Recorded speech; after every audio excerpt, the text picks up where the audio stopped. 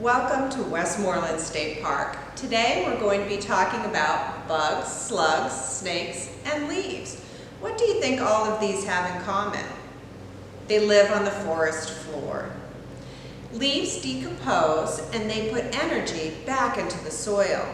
And they feed bugs and slugs.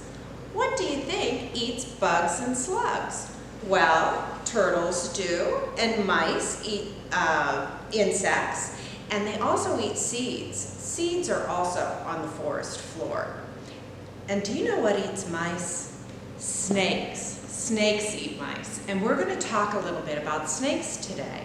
In fact, we're going to talk about two native Virginia snakes. The first one that we're going to talk about is the copperhead. Now, the copperhead is a venomous snake, and so it's very important that you learn how to identify this snake. And one of the easiest ways is by the bands on the back of the snake. These bands are an hourglass shape, and the copperhead will be a pinkish gray color to a tan color. They can hide in the leaves pretty well, so you just keep your eye out for them, but they're usually not active until after sunset. The other snake that we're talking about here today is the red corn snake. Now, the red corn snake has bands on its back as well, but they're in a checkerboard pattern.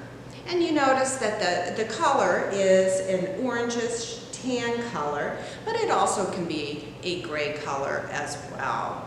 We have a snake, a corn snake, here at the park, and I'd love to introduce you to him. We actually don't have a name for him yet. What would you name your snake?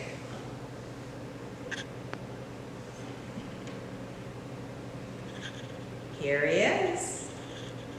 And you can see the checkerboard pattern on the back, and I'd like to bring him a little bit closer so that you can see the shape and the pattern, the spearhead pattern on his head.